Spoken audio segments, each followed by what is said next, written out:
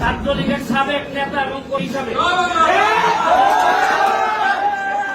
কথা বলে যাই।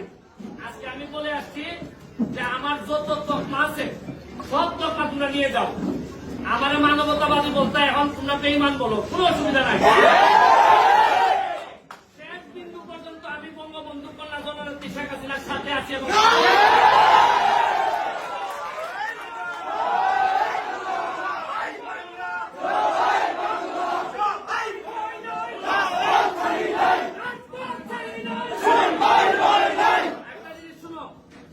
নতুন জেনারেশন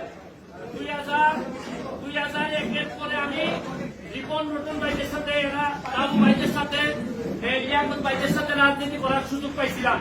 বিরোধী দল আমরা জানি যে কি খারাপ অবস্থায় আমরা রাজনীতি করে এই জায়গা পর্যন্ত আসছি। তোমরা আমাদের উত্তরাধিকার, রক্তের একটা তাসির আছে। আদর্শের সৈনিকরা যদি একবার দাঁড়াই যায় তাদেরকে কেউ আর দাবাই রাখতে আমার কোন ছোট ছাত্রদেরকে এরা মাথা ব্রেইন ওয়াশ করছে, জানে না কাজের যুদ্ধ করতেছে। আজকে যদি এরা ক্ষমতা থেকে পতন করতে পারে কালকে এদেরকে রাত্রি মেরে ভালো যাবে। জামাত শিবির ক্ষমতা নিবে, এরা জানেই না এরা কিসের জন্য যুদ্ধ করতেছে, এরা জানেই না।